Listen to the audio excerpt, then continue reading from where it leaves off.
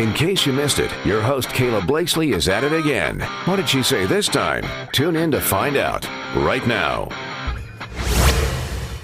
We have got yet another development in the legal fight between former IURC Commissioner Andy Zay and Governor Mike Braun. So if you missed it, Zay sued Governor Braun after he was removed from the commission, arguing Indiana law only allows an IURC commissioner to be removed for cause.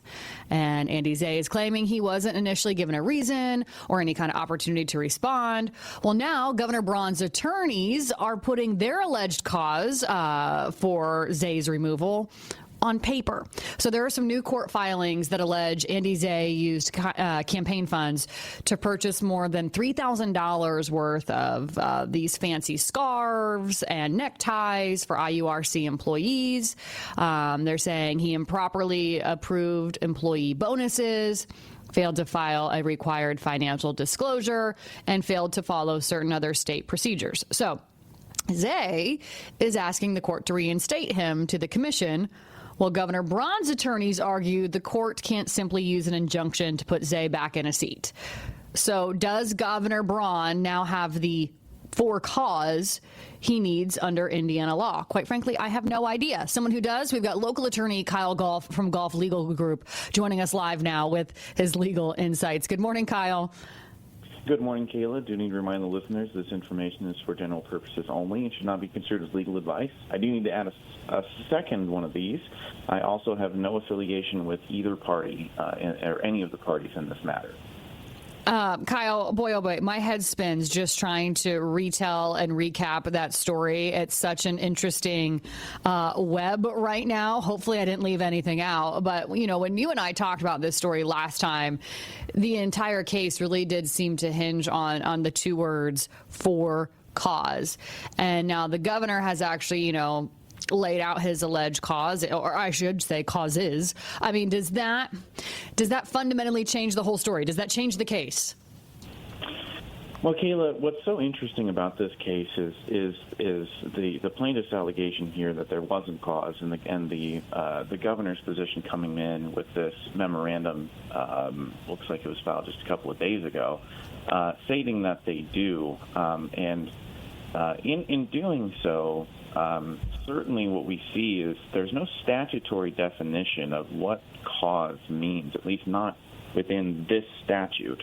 And so I'm not sure that there's enough here for either party to be able to definitively prevail on whether there was or was not cause. And that's really going to be for the courts to decide what they think about whether the summary you provided of the governor's position on cause is going to be enough to prevail. But what's interesting about this case, Kayla, is the speed, because this case was filed, 2 weeks ago?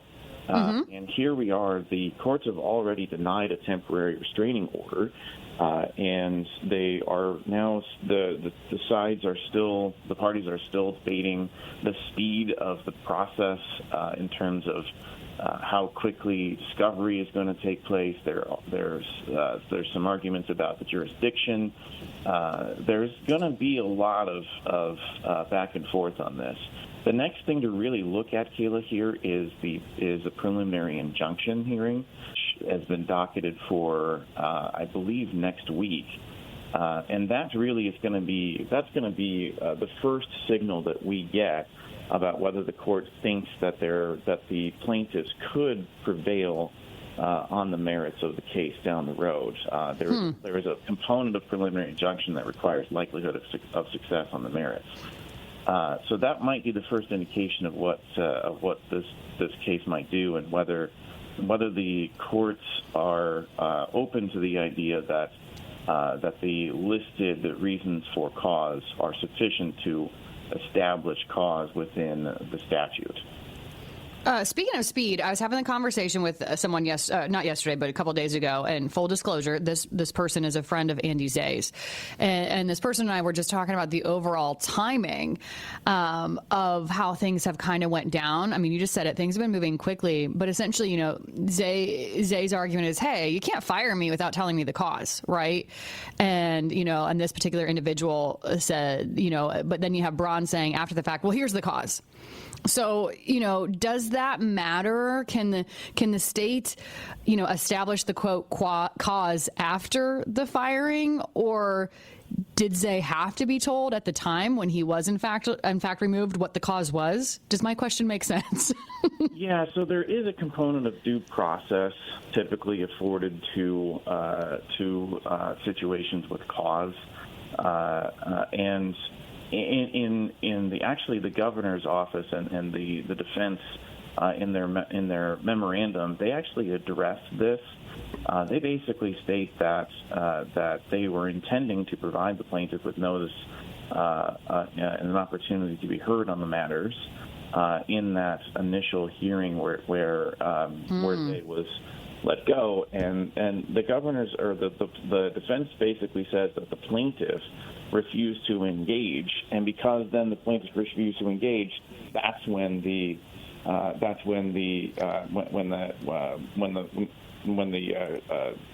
commissioner was when Zay was let go. And so basically what they're saying is, like, if he had just been let go, I think the story and the facts are slightly different. And so that's the governor's argument, at least the defense's argument here, that they at least did attempt to provide that, but because their allegation is that because the plaintiff was not cooperative with them in that meeting, that they then no longer needed to actually provide the reasons above. And once again, I think we're going to see what the court thinks about that explanation. Okay.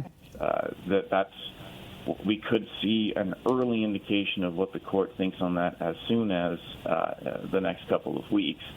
But just because a ruling on a preliminary injunction comes one way or the other does not necessarily indicate where it's going to go. But it does give us a little bit of an idea of how this might shake out. Yeah, so we're just kind of sitting, waiting, and watching for the next couple of weeks. Would you say that's the case, Kyle? Yeah, that's exactly right. And Kayla, there's some other things that are happening, too, behind the scenes, like the argument about jurisdiction, whether it should be heard in commercial courts or not in commercial courts. And also the speed of discovery and the scope of discovery. Those are really common things to argue in most cases, but the discovery timeline here is very tight, at least what the plaintiff's proposed deadlines are. In the governor's office, the defense here is kind of saying, listen, if it's going to be this tight, then we really have to narrow the scope of this discovery down to specifically what the issue is, which is whether there was cause. And so they're basically arguing that Zay wouldn't be entitled to be asking for thousands of documents. They should only be focusing on this discussion about cause and its expedited discovery. So these issues they're messy, Kayla. And what we're really going to see here is a lot of decisions that could very well impact the outcome of the case, such as where the jurisdiction is, what the discovery looks like, and what this preliminary injunction hearing result is, and that those three things are going to be crucial for either side in making their definitive case at trial, should the case proceed that far. Yeah, and the web gets even more intertwined. Kyle, I appreciate you coming down and breaking down the legalese. We'll check back in with you 1 week from today. Absolutely. Looking forward to it. That's local attorney Kyle Golf from Golf Legal Group joining us live here with his legal insights. As always, you can text the attorney yourself by texting the word legal to 45364. Hey, it's KB. As a show of appreciation for listening, use my promo code WOWO for deep discounts on all kinds of products at MyPillow.com. That's promo code WOWO. Podcasts by Federated Media.